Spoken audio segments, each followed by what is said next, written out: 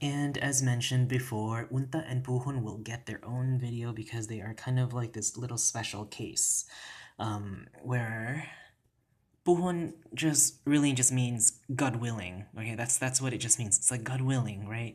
In Allah's hands, right? In let it be in God's will, or inshallah, that kind of stuff. Ojalá, right?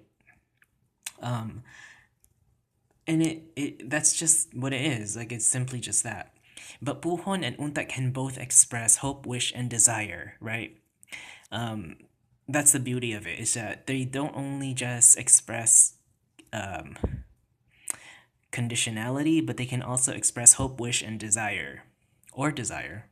And they also can express future subjunctivity. So if you're familiar with languages that express a subjunctive, for example, Old English and Middle English, a lot of Romance languages, they have that subjunctive mood. They can, if you're familiar with those, unta can trigger the subjunctive, and so can puhon. Um, and yeah, it's just really easy, but they're just these little odd peculiarities in the language, and they are special enough to have their own video. So here are the example sentences that you'll finally be able to understand. Let's start with the first one. Gusto ko unta nga magdisgrasya siya. So this person's wicked, okay? Gusto ko unta nga magdisgrasya siya. I want that he, she, or it will be in an accident or be in a disgrace, right? Disgracia, to be in an accident or a disgrace somehow, right?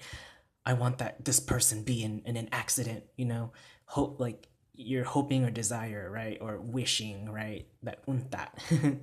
Wicked person. Anyway, moving on. So, guapa siya unta pero dili siya buutan. So, this the female is beautiful, right? Oh, guapa siya unta pero dili siya buutan, but she isn't a nice person.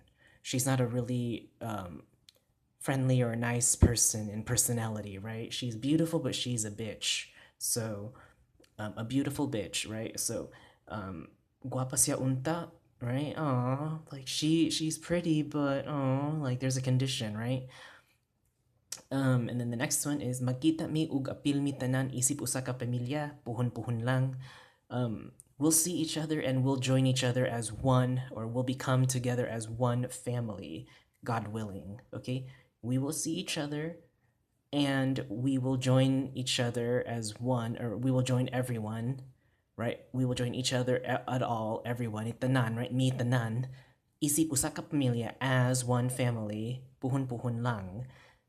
Just God willing, okay? Maybe this family is all split up, broken up, or maybe they're in different parts of the world. They're all located everywhere, and they're trying to get together. So, and then the last sentence reads, "Unta kay mas kabisado ug anad pud ka, ikaw unta ang mouna." So it's this person is wishing and hoping that because you are more used to and acquainted, you know, and you are used to and you're more acquainted with whatever, with you know, with whatever situation, you are the one that should go first because you know more and you're used to it and you're acquainted with it and you're just used to it, right? Then you should be the one to go first. Unta. Well, maybe the person didn't go first. Maybe the person went last. Maybe the person never went. So, unta, they're expressing hope or wish, right? Or desire that, you know, you should have been the one. All of these express uncertainty. That's why the hope, wish, and desire and subjunctivity was triggered by using unta, right? Because they're all uncertain. We don't know if it's going to happen or not, right? It's all uncertainty. We can't tell. But we do express what we want. We do express what we want to feel, what we want to think in these uncertain situations with that uncertainty in it. And that's why we have to use unta or puhon that expresses these desires and wishes and hopes that we have with these uncertain situations. So hopefully this makes sense with using unta and puhon. Again, this is a re-up video.